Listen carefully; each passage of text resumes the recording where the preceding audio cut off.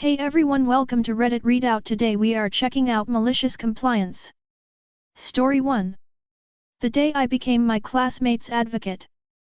The school I went had a student's code, which was the rules the students should follow and the consequences for failing to do so, basically in law book.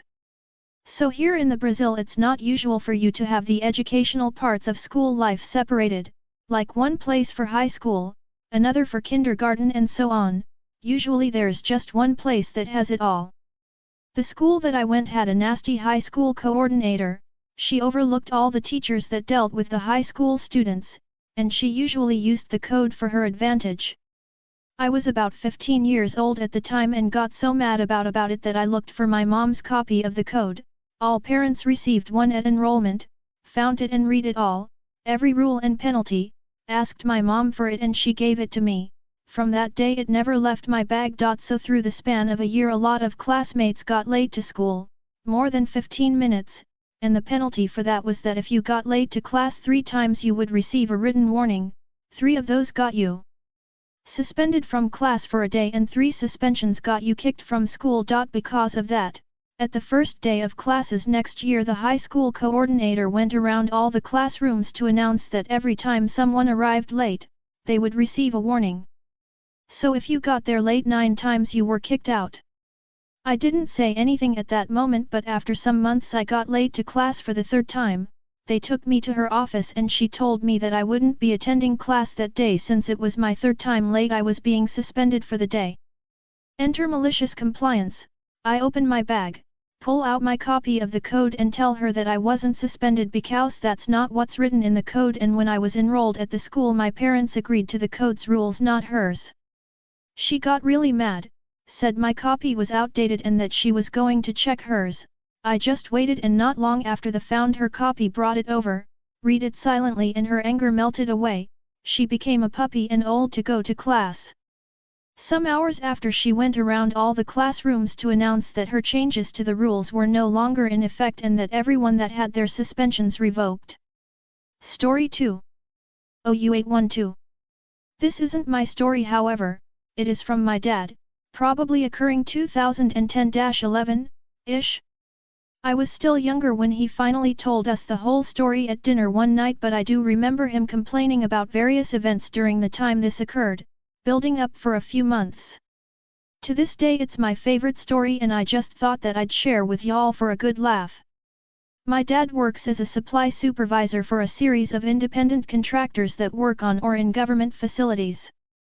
Most of the equipment or difficult to acquire parts for various projects are purchased through his department. As such, he is responsible for tracking the money being spent by what contractors and on what parts. This information then gets submitted to and is reviewed by remote auditors in corporate. Each time an item is purchased it'll be approved by a project manager before reaching my dad. He's not involved in the approval of the needed items, only the finding, acquiring, paying for, and tracking of the item. Each item he buys needs to be associated with a specific project in order to get reimbursed. This part is very important, obviously. Therefore there are different project codes which are often a series of numbers and letters. Most of the time when someone needs to buy something the proper paperwork is filled out. There's also times where people request unnecessary shit for whatever reason, and it isn't associated with a project code. My dad noticed that these purchases not associated with anything were adding up, like 50k a month for the past few months. Mind you, everything is approved by the time it reaches him, so in order to do something about this he would need to contact either each of the project managers individually or escalate it to corporate. There is no set list of project managers either. Independent contractors are constantly coming and going, constantly submitting new requests for new and old projects.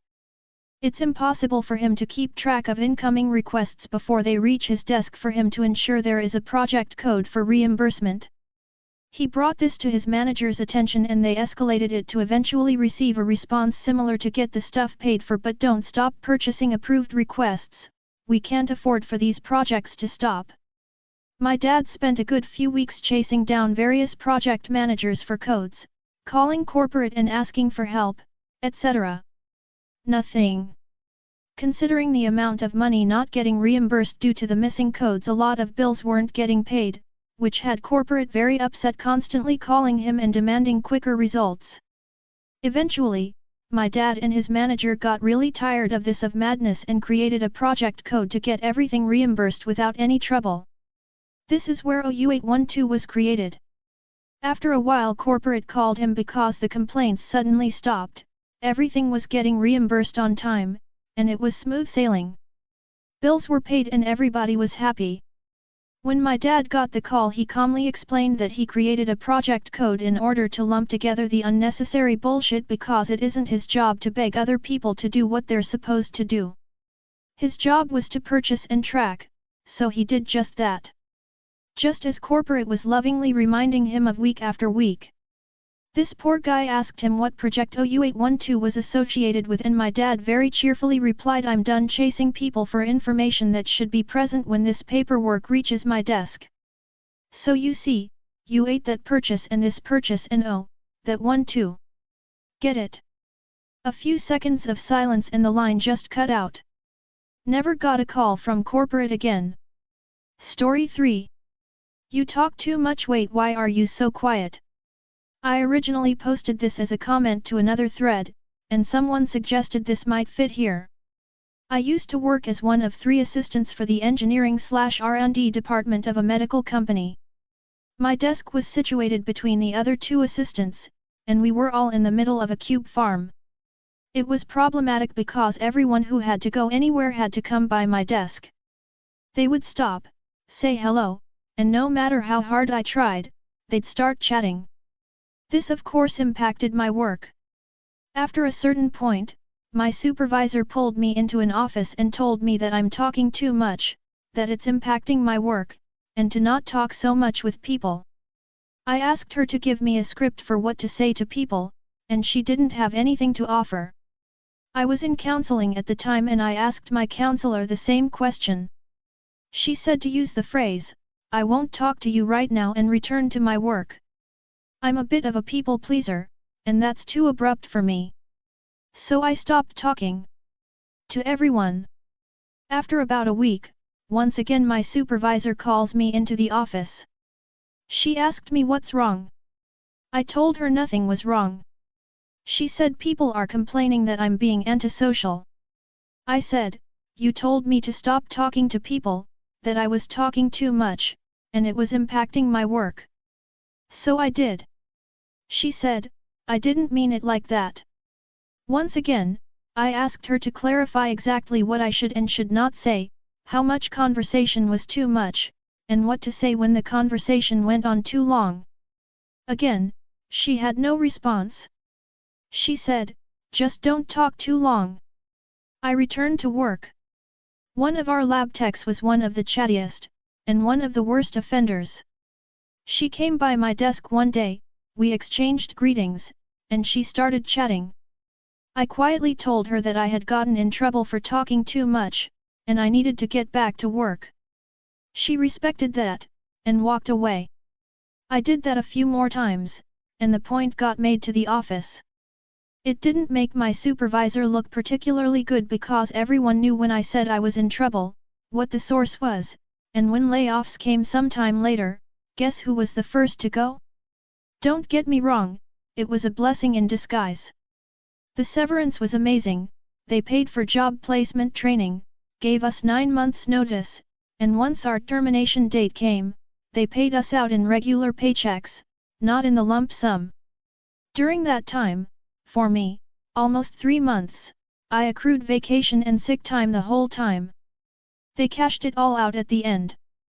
The week after my severance package ran out, I found a job at another division of the same company and continued for another 11 years. Story 4. Think we're equals okay then? This is a true story that involves 3 people. I, 27M, am the CFO of a smallish company. Charlotte, 50s F, is the administrative assistant and Tom, 68M, is the CEO. I served as the assistant CFO for a few years where Charlotte and I both reported directly to the CFO. I was somehow the bottom of the totem pole between Charlotte, the CFO, and myself, despite my title and pay. I received the work no one wanted to do. I went with it because I knew one day I'd be her boss. That day eventually came a few months back and things have only gotten worse. Charlotte has always considered herself a financial expert despite not knowing the bare minimum of accounting. When time came for us to create our official organizational structure chart showing who reports to who, Tom tasked Charlotte with it as things here are very straightforward.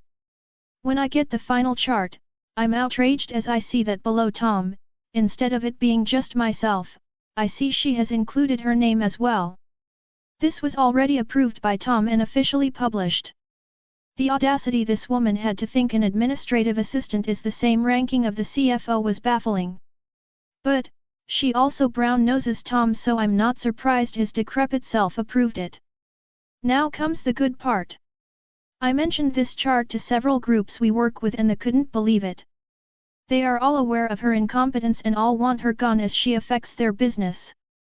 I decide that if I'm not her supervisor, then I don't need to check any of the work she does. I let this go for a few months and as much as it kills me, I leave all of her mistakes. Finally, the auditors come. They find numerous mistakes causing all of our public financial data to be incorrect. At first, they came to me wondering how it could be so inaccurate. I then gave them the system data showing that it was Charlotte who made all of the mistakes. They continued to push though as in previous years, the responsibility fell on the CFO. I then reminded them of our organizational structure chart showing that I was no longer in charge of what the administrative assistant did. They were upset, but one of the younger guys loved what I did. The auditors then strongly suggested that we fire Charlotte, or they'd have to issue their report stating things were severely misstated. She was finally fired last week and Tom was issued a significant fine for being the supervisor responsible. I hope they all learned their lesson and I can hire a competent assistant now, smiley face. Story 5. You are fired for obeying my rules. Please stay until we can replace you though. I love reading a good story here. This one is a little on the edge when it comes to malicious compliance. But I know the readers here would enjoy the story and so here it is, make up your own minds if it fits. It was 2005 and the lady I had met over the internet, having visited me in Australia and me visiting her in the USA and meeting her folks and all that, she had now come to be with me and we had married. But since arriving to stay she had had a lot of problems as her vocational college degree was not recognized in Australia, leaving her with difficulties getting a job. She was determined and flexible though and did some temp jobs, clerical, receptionist kind of things, using skills she had learned while working at college as a librarian. She finally got a real job as a receptionist/clerk at a company that brokered loans and she got on with things.